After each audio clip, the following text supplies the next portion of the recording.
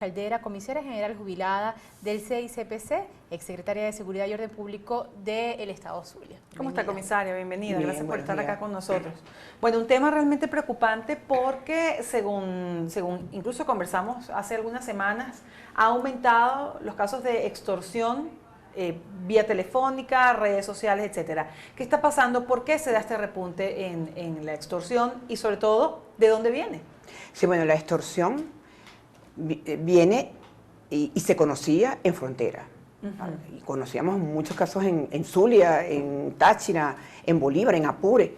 Sin embargo, me atrevo a decir que de 12, 15 años para acá, comenzó a venirse hacia las ciudades, llegó a Caracas y lamentablemente se ha incrementado. Son llamadas telefónicas que le hacen a personas y que los delincuentes se documentan con el antiguo libreto telefónico que entregaba, estaban las páginas amarillas y las páginas grises, que eran donde estaban principalmente los números de residenciales. Ajá. Independientemente de esto, el Registro Nacional de Contratistas, también, que las personas te preguntan, pero ¿cómo obtuvo mi teléfono celular? Ajá. Pues de toda esta información que sale plasmada en documentos, y se supone que, por ejemplo, el Registro Nacional de Contratistas, que es algo que es público, pero que ellos se hacen también de ello para llamar a las víctimas, amenazarlas, si tienen algún tipo de información, porque también ven avisos en clínicas, y llaman a consultorios, llaman a casas. Sí. Y preguntan por el dueño de casa, que en muchas ocasiones preguntan por el dueño de casa que ya está muerto, pero lamentablemente atiende el teléfono a alguien en casa. Ah, no, él murió, pero aquí está el hijo, y por allí se van y manipulan a la persona que atiende.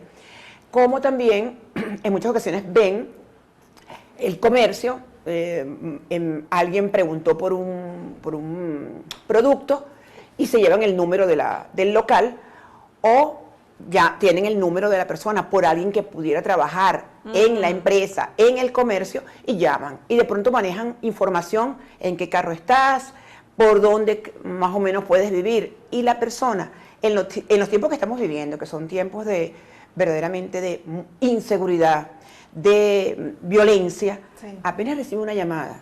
Sí, sabemos dónde estás, dónde estudian tus hijos, dónde estás, sabemos que tienes un carro marca tal.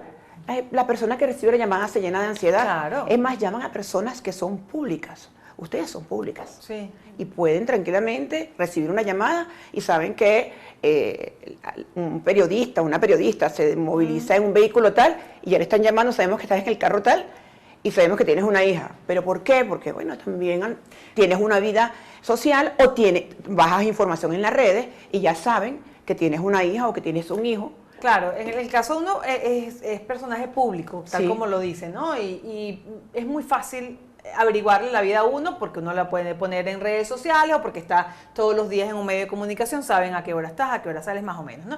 Pero con la gente que no tiene vida pública, siempre saben información clave para comenzar allí a extorsionar, es decir, hay datos que realmente los averiguan, los confirman. Hay casos en que bajan información y mira, para mí las redes es verdaderamente una gran herramienta.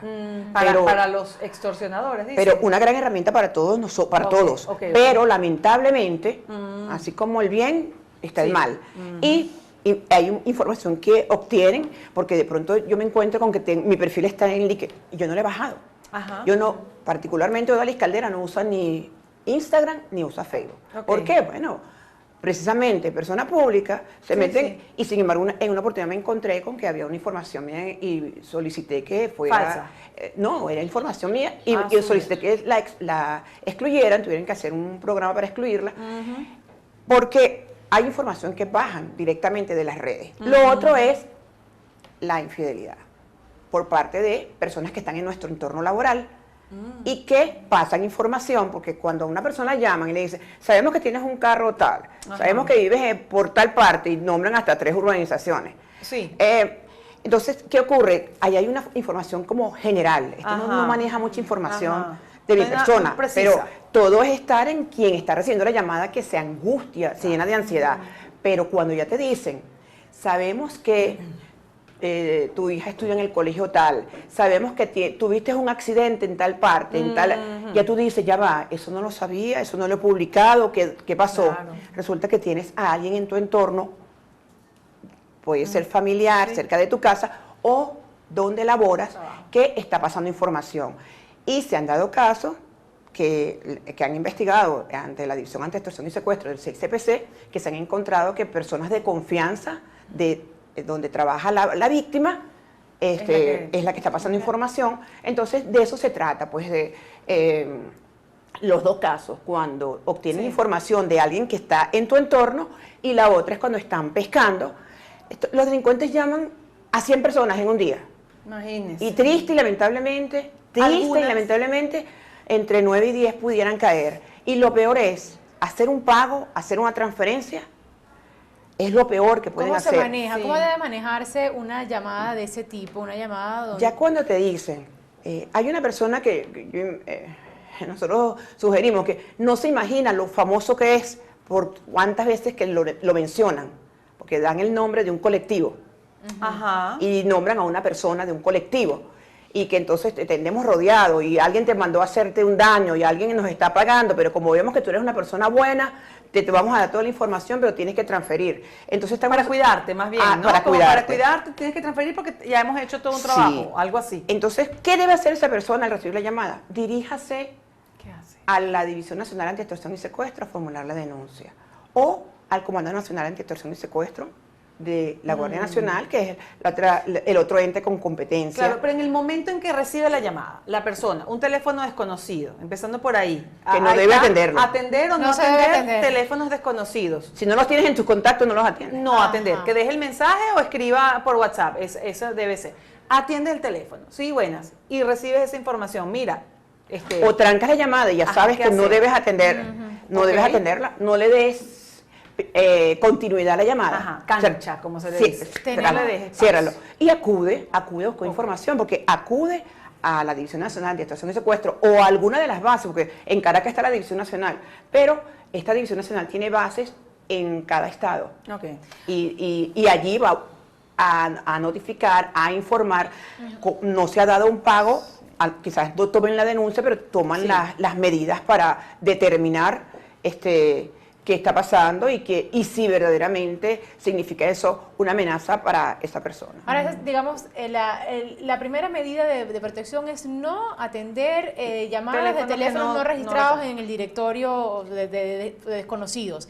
La segunda medida es presentar la denuncia, pero más allá de esto, ¿qué otros elementos debe manejar o cuidar el ciudadano común para evitar este tipo de situaciones? Con su entorno, con las redes sociales. Bueno, las redes sociales es vital. O sea, nos encanta proyectar en las redes dónde estamos comiendo, si viajamos, para dónde vamos. Mi hija está entrando a la universidad. Y sobre todo en tiempo real, sobre todo en Sí. tiempo real, comisaria. Vamos a seguir hablando de esto porque quisiera que ahondara en este punto que a lo mejor no le ponemos mucha atención y estamos de verdad corriendo riesgo. Tenemos que hacer un pase con La Voz de América en este momento con Leonardo Feldman. Él tiene la agenda informativa para el día de hoy. Seguimos conversando en unos minuticos. Comisario.